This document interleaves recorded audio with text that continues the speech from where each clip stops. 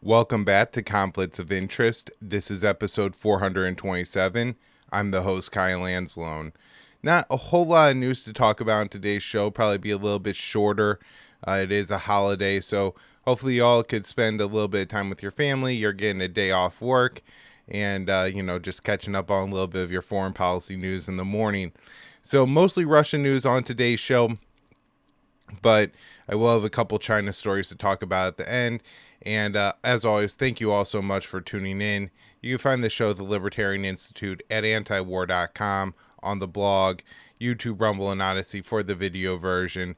And it's up everywhere you can listen to podcasts. If you just take a minute or two to share out the show or recommend it to somebody, I'd really appreciate it. And it does help the show to get out there to new audiences. All right, let's get into it. All right, top story today. Top U.S. general. Ukraine should not use U.S. equipment to attack Russia. This is from co-host Connor Freeman, May 27th, antiwar.com. The top U.S. general reaffirmed that Kiev has long been asked not to use U.S. military equipment provided by Washington to conduct attacks against Russian territory, according to Reuters. This policy is necessary because such attacks would provoke a direct clash between NATO and Russia, Chairman of the Joint Chiefs of Staff General Mark Milley emphasized while speaking with reporters at the Pentagon on Thursday. Milley's comments came after a neo-Nazi group which operates as a part of Kiev's armed forces and cooperates with the Ukrainian military intelligence carried out a cross-border attack in Russia. Denis Nikitin, the leader of the Russian Volunteer Corps, which is said to be made up of Russian citizens, including some members of the neo-Nazi Azov Battalion, who fought since 2014 for Kiev during the Donbass War. Nikitin said that his men were using U.S. equipment such as M1224 Match Pro armored vehicles known as MRAPs. During the raid, members of other militias, the Freedom of Russia Legion, also participated in the assault. According to the New York Times, U.S. officials believe Kiev was behind Monday's raid and the recent attempted drone strike on the Kremlin, which Moscow believes was an attempt to kill Russian President Vladimir Putin. The official also believes Kiev is responsible for a series of assassinations and other covert attacks within Russia. Moreover, the deputy head of Ukraine's main intelligence directorate admitted last week that they are actively attempting to assassinate Putin and other Russian officials. Kiev's position is that Belgorod raid was carried out independently from Zelensky's intelligence and military services, but the Russian Freedom Legion's special representative said the group received Kiev's green light regarding the attack. Pictures and videos posted by the Russian military have confirmed Nikitin's claims.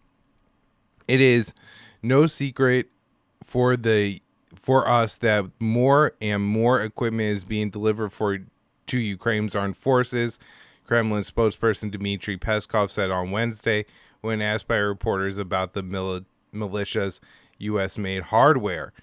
So Milley refused to say Washington has any firm conclusions yet.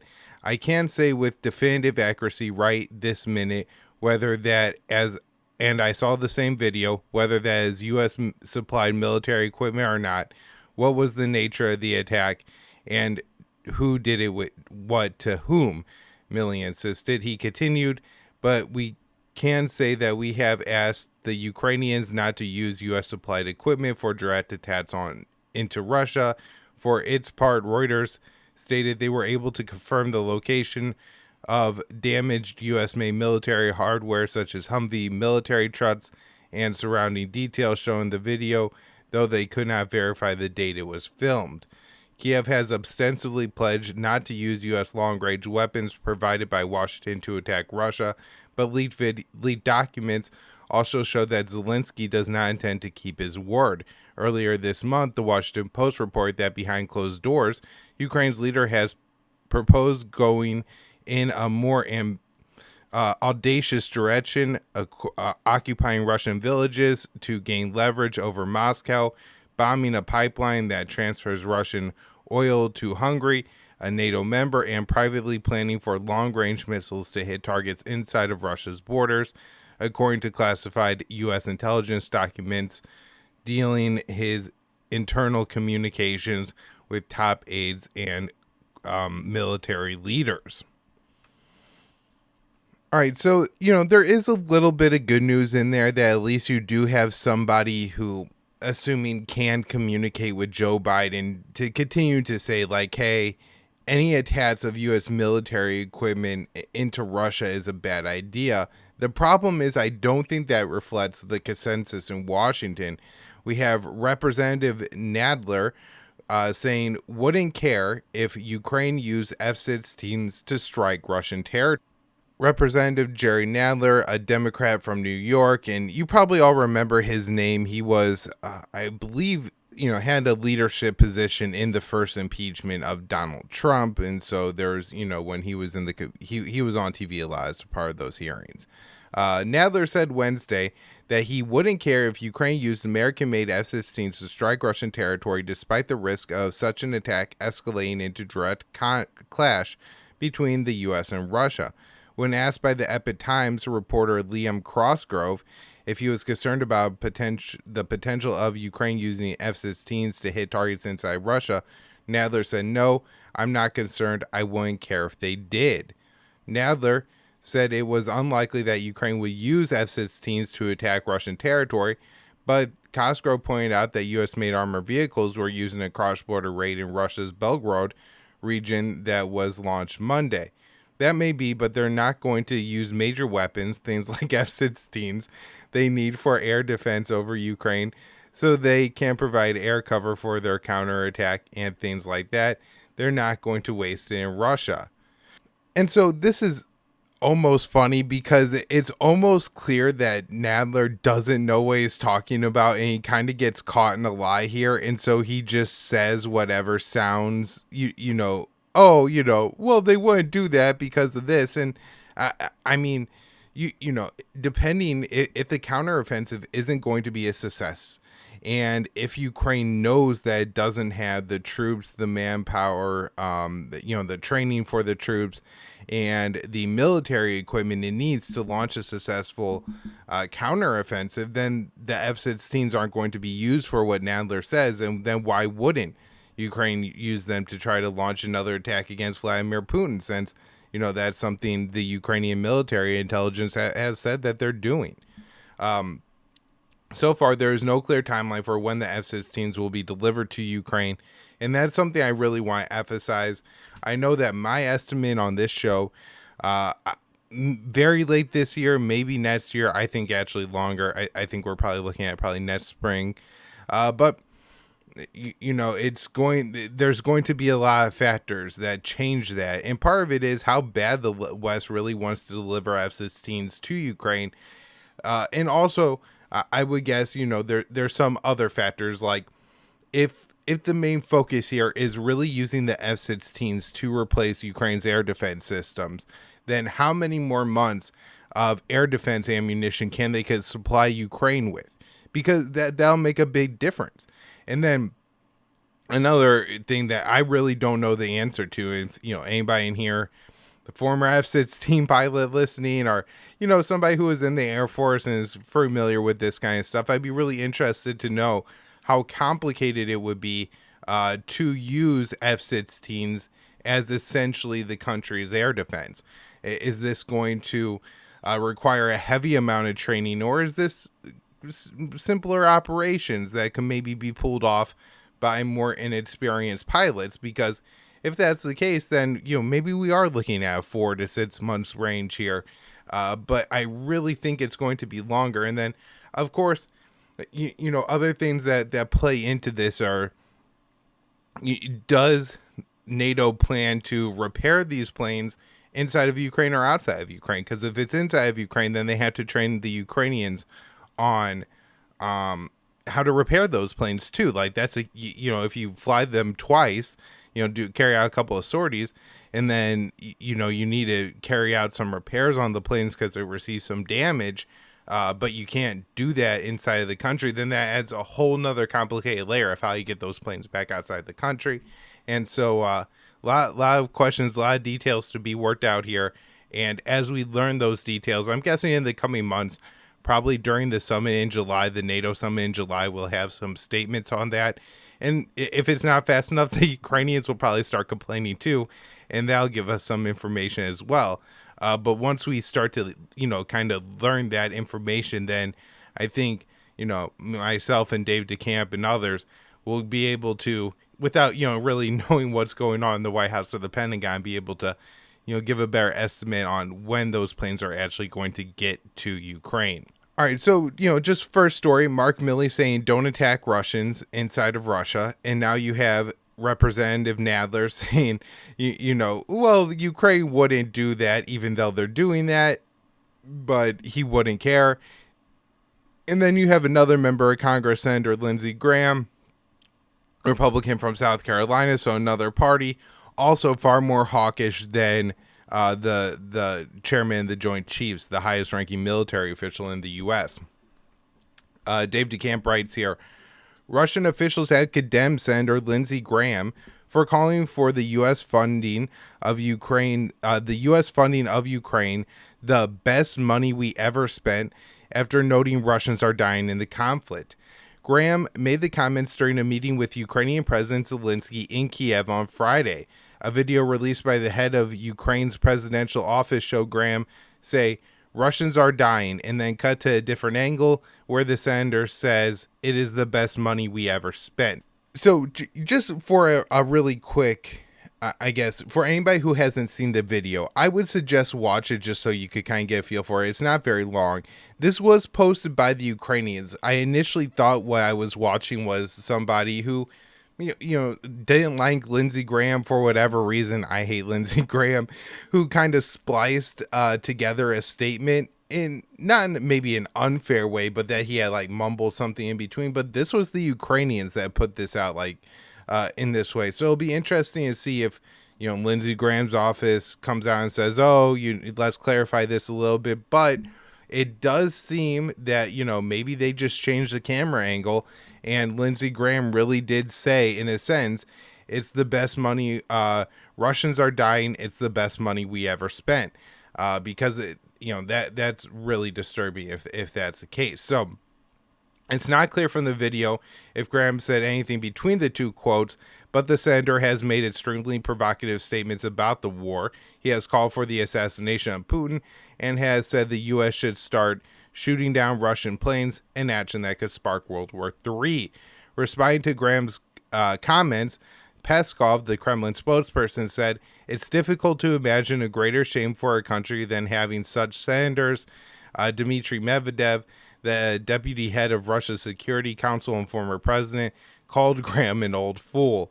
And so this is interesting, Peskov saying this about Graham, and then, we got Medvedev weighing in here, is curious because Medvedev is like almost a Russian Lindsey Graham throughout this war with the statements he makes. He's always several steps more hawkish than Vladimir Putin.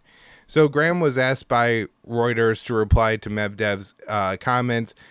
He said, if you want Russians to stop dying in Ukraine, withdraw, stop the invasion, stop the war crimes, the truth that you and Putin could care less about Russian soldiers, he said. Graham also appeared on Fox News Sunday and called for the U.S. to send Ukraine whatever it wants, including longer-range weapons and widely banned cluster munitions. All right, so Lindsey Graham's a lunatic, but Lindsey Graham and Nadler represent the bipartisan consensus in Congress, which is far more hawkish than the Pentagon. And we also, I think, the White House is more hawkish than the Pentagon. So Russia's foreign ministry on Friday summoned U.S. diplomats from the U.S. Embassy in Moscow to protest recent comments made by National Security Advisor Jake Sullivan about the U.S. supporting Ukrainian strikes on Crimea. Russia has controlled Crimea since 2014, but Ukraine and its Western backers don't recognize the peninsula as Russian territory.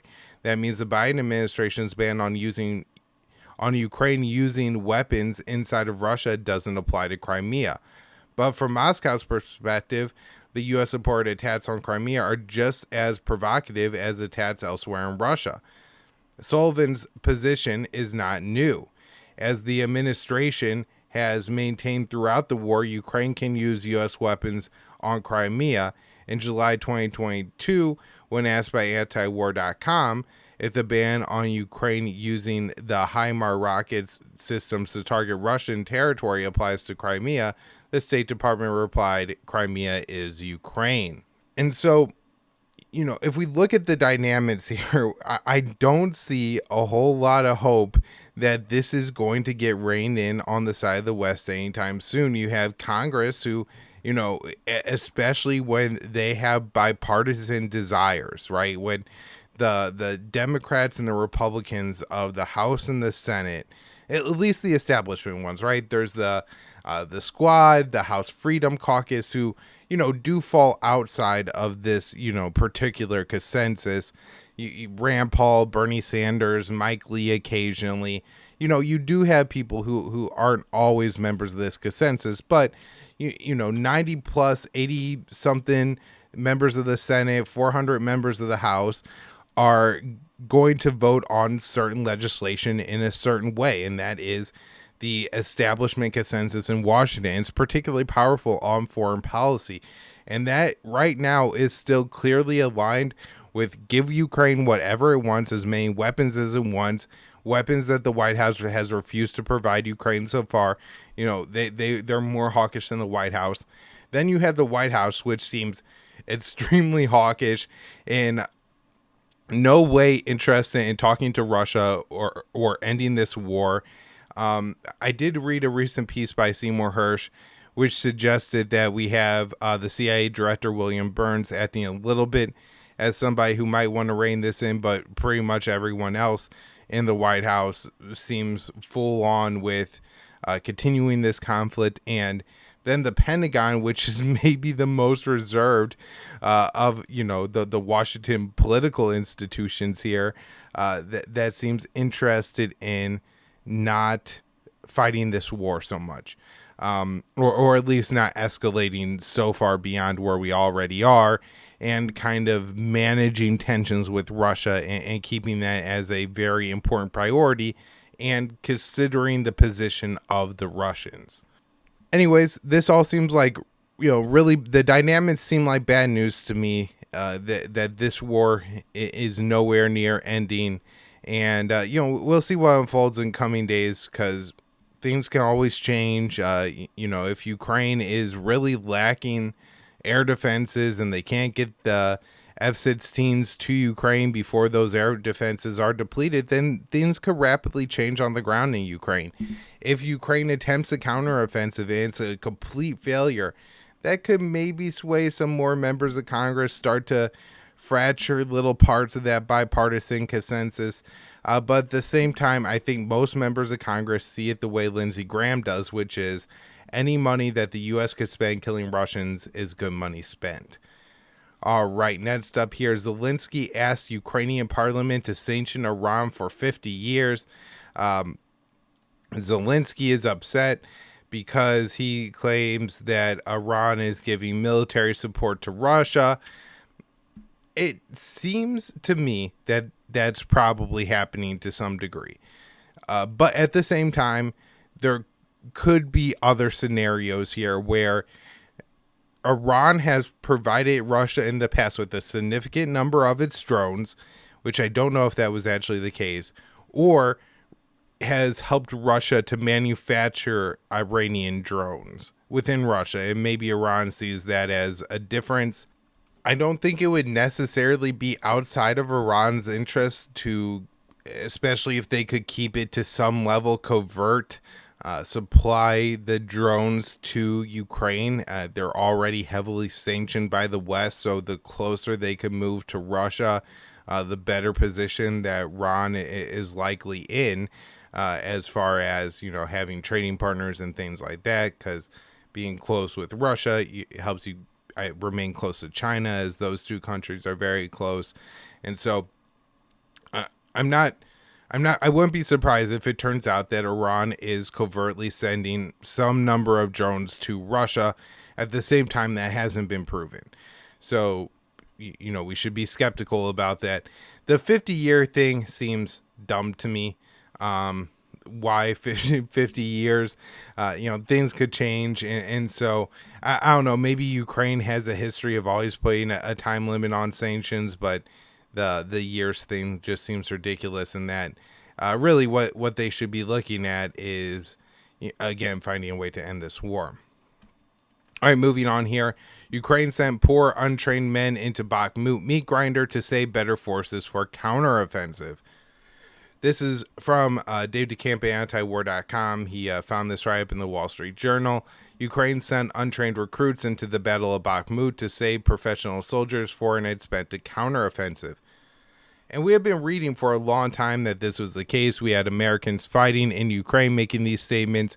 We had reports that the Ukrainian soldiers who were being sent into Bakhmut were uncomfortable with the sound of gunfire. And so if you're a soldier in a war, you got to be able to manage gunfire, or else you can't be in the front lines. And these are the people that they were sending in. So the journal spoke with men who were part of a small group that were sent to Bakhmut. Out of the 16 men in the group, 11 were either killed or captured. The journal, I guess 11 of them they were all draftees. 11 were killed or captured.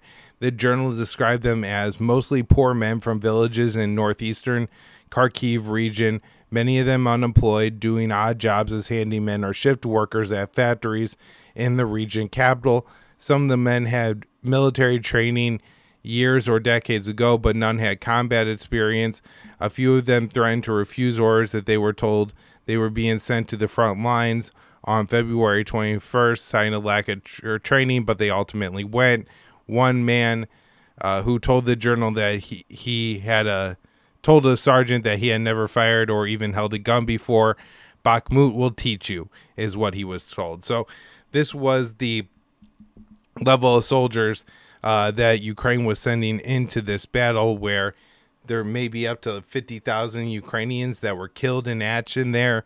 Very concerning. And this is the Kiev war machine that the U.S. government is very much supporting and in bed with. All right, so the State Department says it won't say if it's working to free U.S. citizens detained in Ukraine. And this is Gonzo Lira, who is close with a lot of members of the independent media. I have paid attention to Gonzo's reporting. Gonzalo was reporting throughout this war.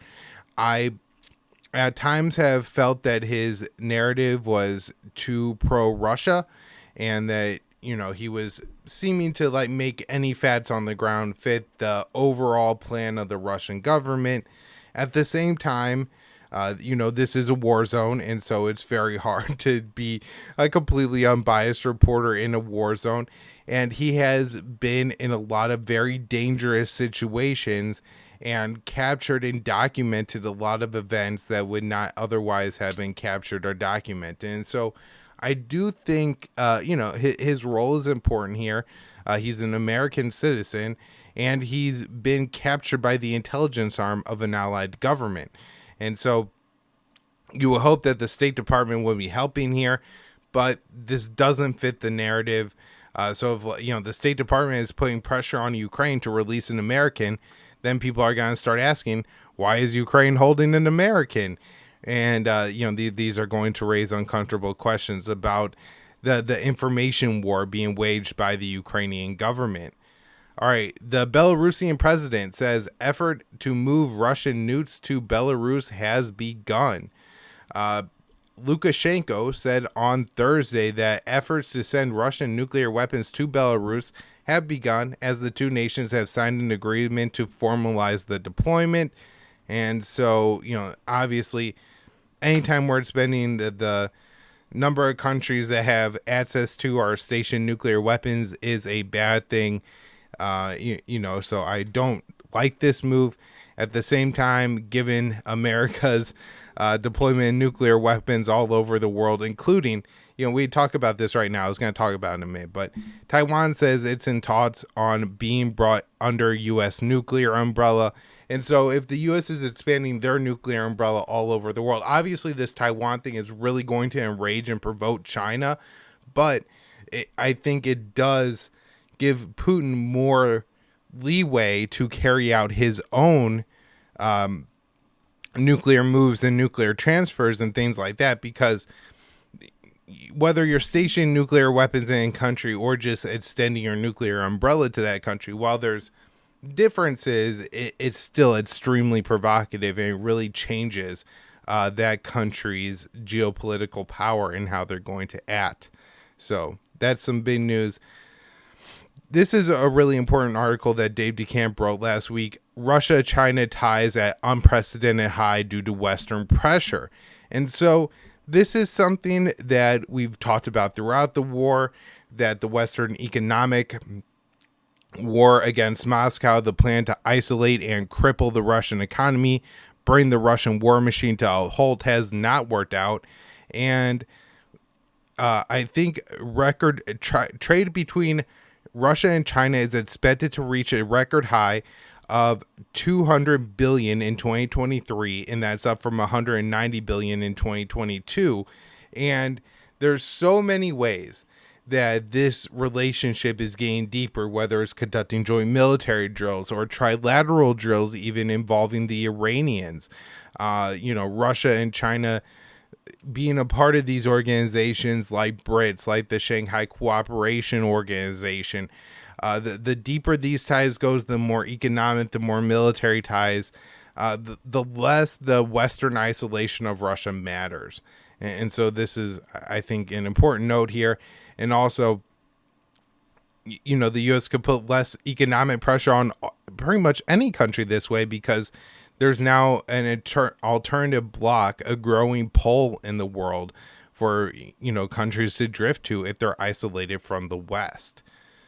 All right, a couple stories on China here. House China Committee proposes 10 ways to prepare for war with China over Taiwan. The House's new Committee on China released 10 recommendations for ways that the U.S. should increase support for Taiwan to prepare for a future war with China over the island. Here are the 10. Manufacture and supply more long-range missiles to the Indo-Pacific region. Diverse severe economic costs in concert with our allies ahead of time should China act against Taiwan. And, this one right here, referencing the last story I just talked about, this is what they tried to do against Russia, right? They put together this coalition of countries that were going to sanction Russia if Moscow ordered its troops to invade Ukraine. They did it. They issued the economic sanctions. They thought it was an economic nuclear weapon, and it turned out to be a dud. Now they're playing the exact same thing to use against China. Number 3, expand combined military training between the United States and Taiwan. This is certainly going to enrage Beijing. Deliver the $9 billion backlog military equipment and weapons that Taiwan has ordered from the United States. Establish a U.S. military task force or joint HQ for crisis command and control in the Indo-Pacific Command. All right, up to number 6 now. Enhance cyber resiliency in the U.S. critical infrastructure, especially at port, air, and rail facilities, with the emphasis on military mobility. Help train Taiwan to strengthen its own cybersecurity. Create a U.S.-Taiwan combined planning group to build stronger relationships between our defense forces. Strengthen U.S. military posture in the region by expanding bases with allies, hardening fuel depots, and enhancing logistics. And last up, number 10, expanding Taiwan's military stockpiles and resiliency to attack. Now, I think probably the most important thing about this story is that if you scratch the name off the top and, make it not 10 ways to better defend Taiwan, but 10 ways to provoke Beijing into invading Taiwan, this is a pretty solid list. And so, again, this combined with, this other story that Dave DeCamp wrote up yesterday, May 28th, Taiwan says it's in talks on being brought under the U.S. nuclear umbrella. The U.S. is really seems to be almost intentionally looking at inflaming the relationship with China to provoke a war over Taiwan. Maybe the U.S. is sitting there and they're saying that, look, Russia has really weakened itself militarily. And look, the Russians haven't suffered the way the Americans were hoping they would suffer from this war. At the same time, the head of the Wagner group says 20,000 people, 20,000 Russians died in the battle for Bakhmut. So I don't know how many Russian casualties you have for the war now. Maybe it's around 100,000 at this point, 100,000 probably dead on the Russian side, far more on the Ukrainian side, I imagine. But still, this has hurt Russia. These are a lot of them, young men who would have many other things they could do in life, who are having their lives snatched away. All this military equipment, all this spending that Moscow is doing on this war is, making Moscow a less powerful country. Certainly. At the same time, they have not suffered in the way, say, Iraq did under U.S. sanctions, because they've had so many other outlets and trading partners that, life in Russia hasn't suffered too much. Like when the U.S. went to war in Iraq ourselves, it didn't hurt. Obviously, we could all talk about the consequences of that war and how much it's hurt our society. But at the same time, it's not like we all instantly became poor because we were fighting a war in Iraq. So definitely bad for Russia. But let's move on here and wrap up the show by mentioning that the U.S. and South Korea hold largest live-fire drills in latest provocation towards North Korea. All right, so the U.S. and South Korea on Thursday held massive live-fire drills near the demilitarized zone border in the latest provocation towards Pyongyang that will likely provoke a North Korean missile test. According to the South Korean news agency, Yonhap, the exercises are the U.S. and South Korea's largest ever combined live-fire joint drills, and they are held just 25 kilometers south of the demilitarized zone. The exercises, dubbed the Combined Annihilation Firepower Drills, are the first of 5 rounds of live-fire drills that will be held through mid-June, commemorating the 70th anniversary of the U.S.-South Korean alliance. Similar exercises have been held 11 times since 1977, according to the AP. This year's iteration involves 2,500 troops from both nations and 610 weapon systems, including fighter jets, attack helicopters, drones, tanks, and artillery. So I guess we have to look forward to the next 2 weeks of North Korea carrying out weapons tests, and then the American political sphere, the American mainstream media losing their minds, going, oh my God, look how out of control the North Koreans are. Something has to be done about, while completely ignoring and downplaying the significance of the American and South Korean war games. All right, everybody, thank you so much for tuning into the show today. Again, hope you enjoy the holiday, and I'll be back with more shows later in the week.